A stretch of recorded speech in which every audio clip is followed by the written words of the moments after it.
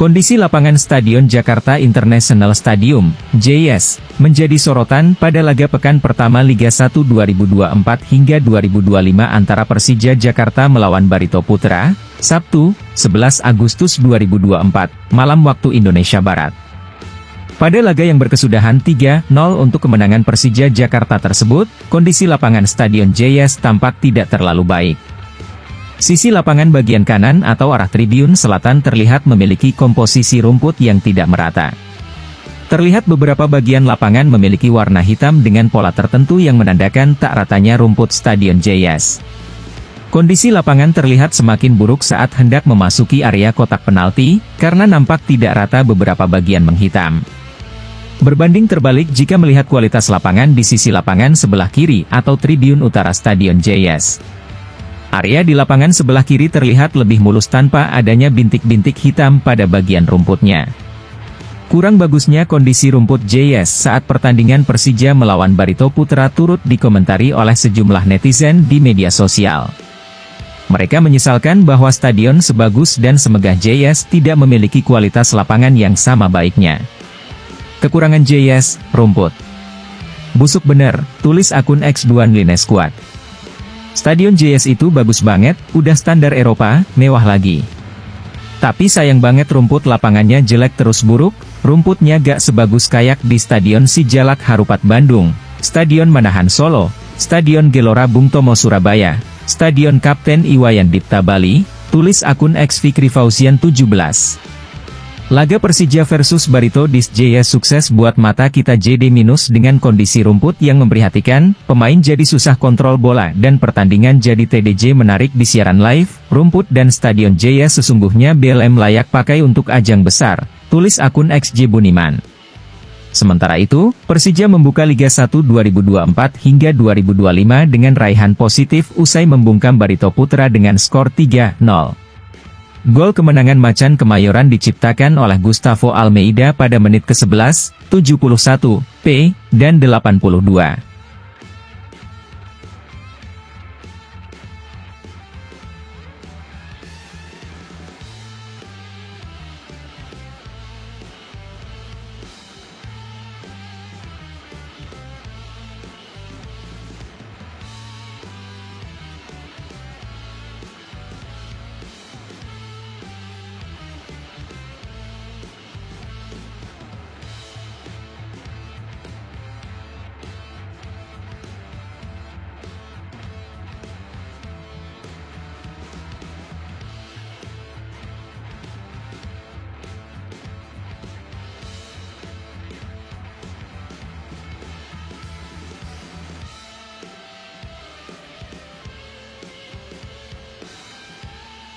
Persija Jakarta meminjamkan dua pemain timnas Indonesia U19 ke PSIM Yogyakarta.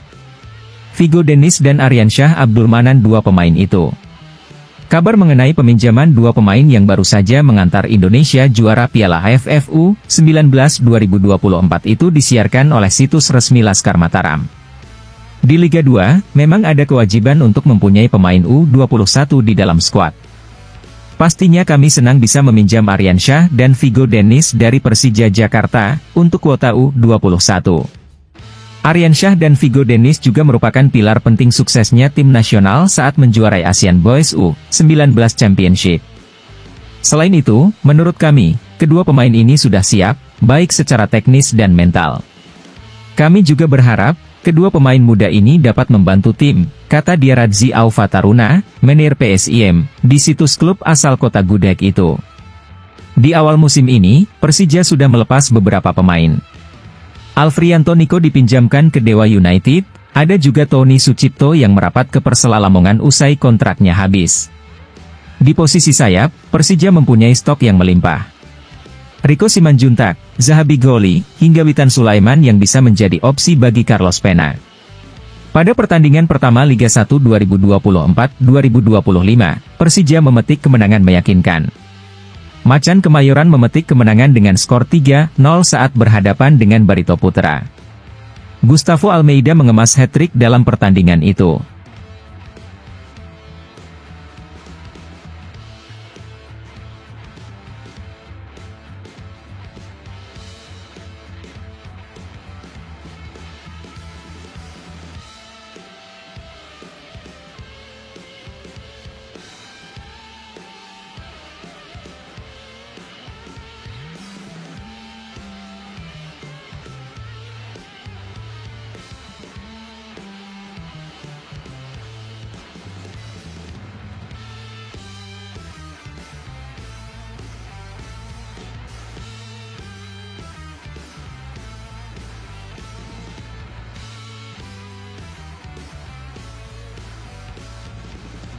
Andritani Ardiasa tergusur 2 kali di Persija Jakarta pada musim ini.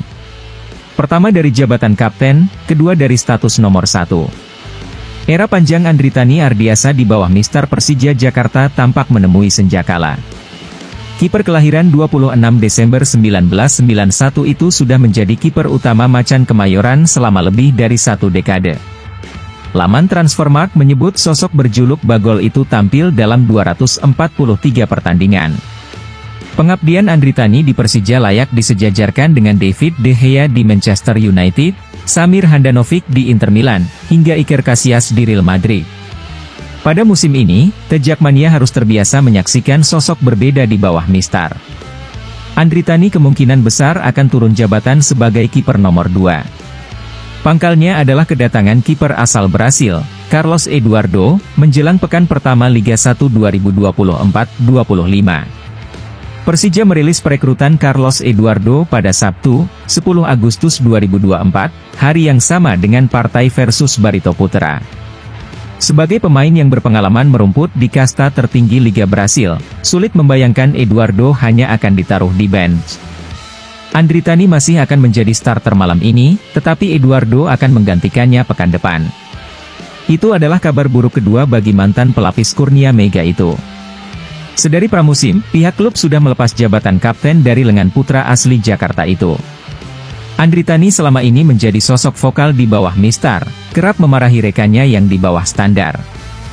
Namun mulai musim ini, status pemimpin, de jure, mulai disandang Rizky Ridho. Regulasi FIFA yang menyatakan hanya kapten tim yang bisa protes ke wasit membuat Andritani sebagai kiper tidak diuntungkan. Pihak klub menunjuk Ridho dan Muhammad Ferrari sebagai kapten dan wakilnya, dengan alasan lebih bebas sebagai pemain outfield. Yang luar biasa, keputusan itu diambil sendiri oleh Andritani. Andritani Ardiasa merupakan kapten dan berposisi kiper. Tidak mungkin bagi dirinya untuk ke lapangan dan berkomunikasi dengan wasit. Jadi itu keputusan yang diambil sendiri oleh Andritani Ardiasa, ungkap pelatih Carlos Pena. Jika statesman adalah orang yang mendahulukan kepentingan negara, maka Andritani bisa didapuk Persijaman.